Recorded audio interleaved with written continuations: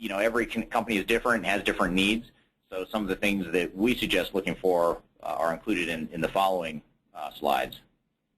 So we wanted to start off by just providing a fairly simple checklist for selecting an ERP consultant.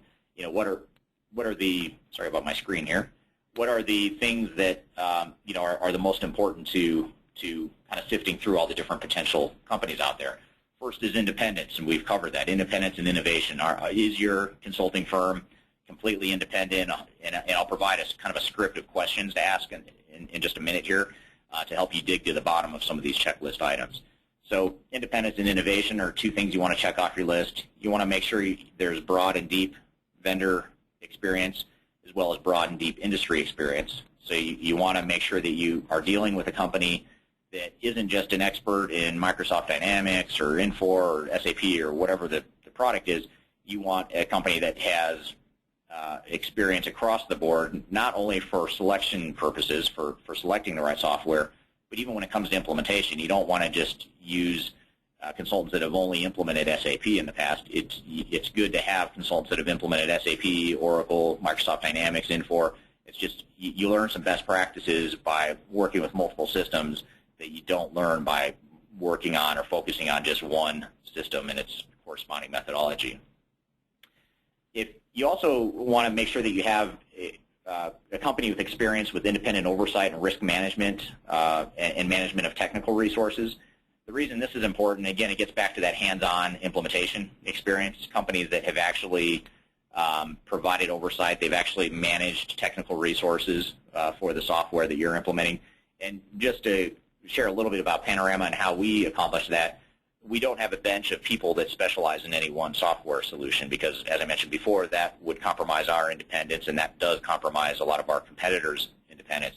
What we do instead is we have partnered with the best technical resources for each of the software solutions in the marketplace. So we've gone out and identified who the best technical resources are.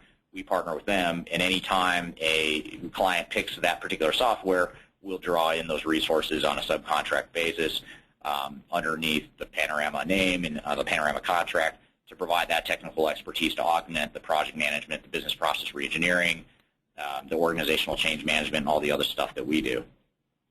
You also want to look at companies that have a focused, robust, and award-winning methodology.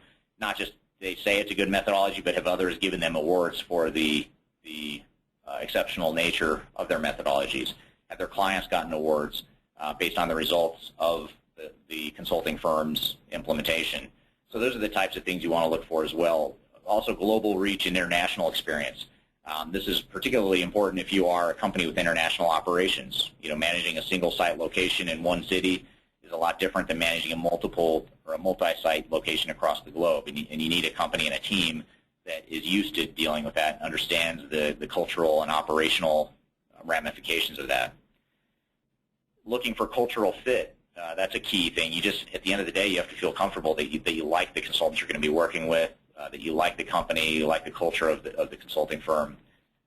You ideally want to find a consulting firm that is a thought leader, and I don't mean thought leader purely from an academic perspective, but I mean a thought leader that's called upon to provide expertise to magazines that might be writing about ERP best practices, or lawyers that are looking for an expert witness. Who on the outside of that consulting firm itself, who else is validating that they are experts in the industry? And that's something to ask yourself, and that's what we mean by thought leadership. And then having that team-based approach to leverage comprehensive skill sets. Are you hiring just one guy on the team, or are you hiring a team of several people that maybe aren't working full-time on your project, or maybe they are, but maybe you have 5 part-time people versus 1 full-time person, and those part-time people might add up to the same number of hours as the full-time guy, but they've got a more breadth of experience and more complementary skill sets that's going to make your project more successful, and you have less dependency on one person. You've got a team. You've kind of hedged your risk a little bit in terms of the team-based approach. And then finally, experience with the entire implementation lifecycle. It's impossible to be good at any part of ERP if you haven't been through the entire process. Even in the selection stage, as I mentioned before, if you haven't actually hands-on implemented the software you're evaluating for a client, you don't know that software well enough to be making a recommendation. And certainly when it comes time to implement, if you haven't implemented that software before, you're not going to be good at implementing from that perspective as well.